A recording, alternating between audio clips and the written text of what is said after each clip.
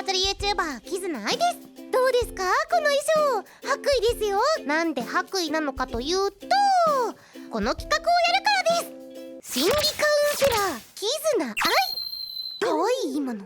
少し前になるんですが、Twitter で皆さんにお悩みとか不安に思うことを聞いてみました。そしたら予想以上にたくさんリポしてくれて、そこで思ったんですよね。みんな悩んでるのかなーって。そこで今日は心理カウンセラーとして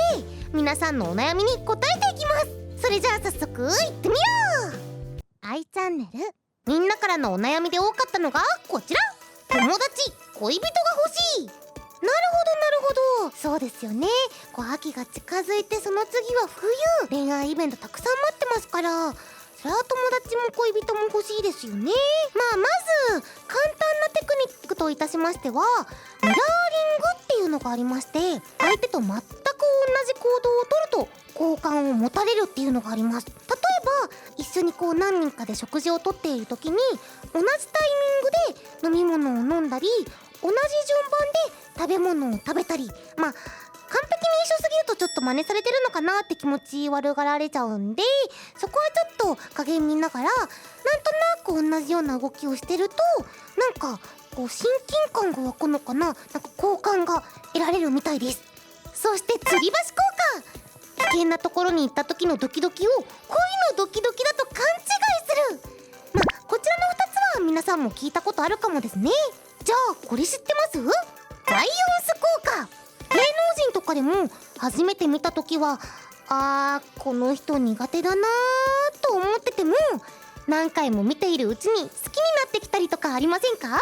それって実は日常でも起きることなんです。だから友達になりたい人とか恋人になりたいなーって人がいたら、その人の行動パターンをしっかり観察して、さりげなく視界に入るように毎日生活すれば、これってストーカーかな？続いてはこちら。緊張しないようにするにはどうしたらいいですか？あれですよね。意外と人間の皆さんって人前で授業とかで発表したり、会社で企画会議とか説明したりとか、あと忘年会とかだ。結構ね、人前に立つ機会があるんですよね。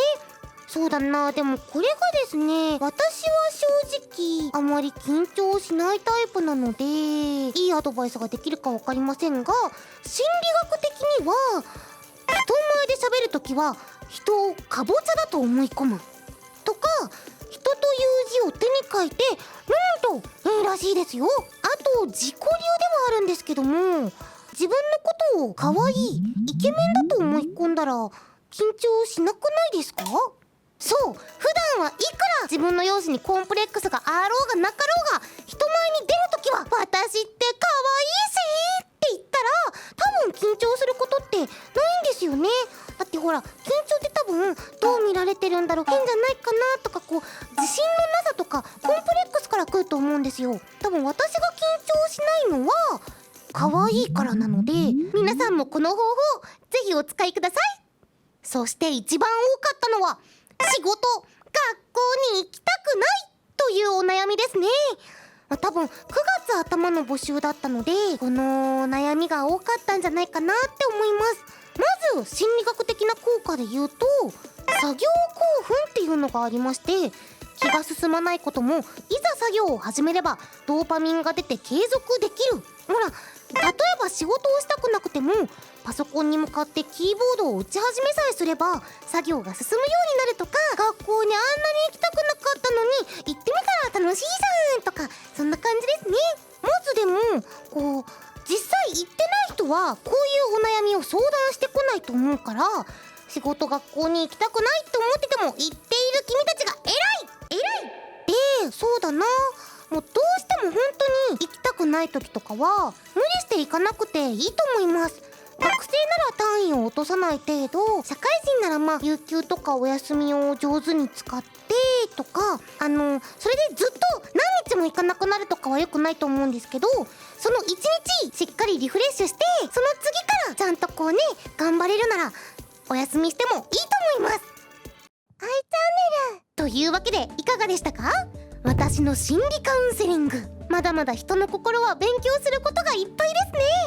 未熟者の私ですが、悩みを持っている人の心を少しでも軽くできるように頑張ります。それでは